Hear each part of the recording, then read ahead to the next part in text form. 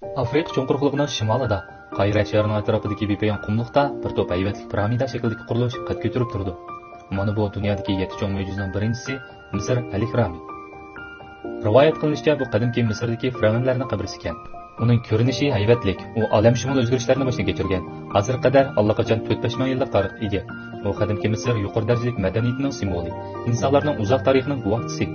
Mana bugungacha olimlarning hech qaysi uning sirini talto'kis ichib bo'lolmadi. Undaqda al-Ihramda zodi qandoq kishilar bilmaydigan sir yoshiringan.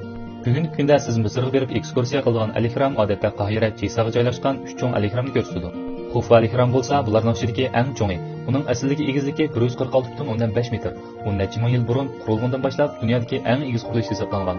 U bu rekordni 3871 yil saqlagan. Angliya Lincoln cho'ng cherkovining sendishi ondan bu rekordni buzib tashlagan. Lekin bu 3 faqat Misr al-Ihramlarining bir budigi xolos.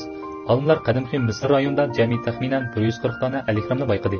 Eng g'alati bo'lgani al-Ihramning qurilish usuli to'g'risida hech qanday yozuvchi material yo'q. Bu vaqt kishilar yurakli holda har xil qiyoslarni qanot yedirdi. Buning ichida asbob uskun o'tkash ta'limoti va suv yo'li o'tkash ta'limotining qoyiliqlish kuchi eng cho'ng. Amaliyotda milodidan burungi 450-yili asbob uskun o'tkash ta'limotining qo'llovchisi qadimgi Gretsiya tarixshunosi Herodotning qarashicha, Firavn necha yuz mingdan qullarni ishga silib, bir qator asboblardan foydalanib, qoramtoshlarni tuvandan yuqoriga bir parchadan qo'pirib, ondan al-Ihramni yasab chiqqan. Yana ba'zilarda aytdi, qadimki Misrliklar suv yo'li to'sh usuli bilan al-Ihramni qurib chiqqan. 1980-yili Misr moddiy madaniyat buyumlarini qo'g'dash komitetining a'zolari tosh o'zakdan avrish kelishga boshlaganda, kam deganda 50 metr cho'nqurlikdagi bir o'nkurni bayqagan. Bu o'nkur qadimki Misr xondoligida qazilgan port bo'lishi ehtimolga nihoyat yaqin ekan. Shunga ular suv yo'lida to'sh usuli balkim qoramtoshlarni to'shga ishlatilgan bo'lishi mumkin deb qaragan. Hozirgi zamon fan texnik olimlarining hisoblashiga asoslanganda, Xufu al-Ihrami 2,6 million parcha, har bir parcha 10 tonlik qoramtoshlarni tizish orqali hisob chiqilgan. Tosh parchalarining orasiga hech qanday yopishtiruvchi modda ishlatilmagan. Kam deganda 4-5 ming yil bo'ron chopqini boshdan kechirgan bo'lsa-mu, uning shishiklari hozirgacha nihoyat zich. Hatto bir o'tkir pichoqni uning qistirishimi nihoyat tez.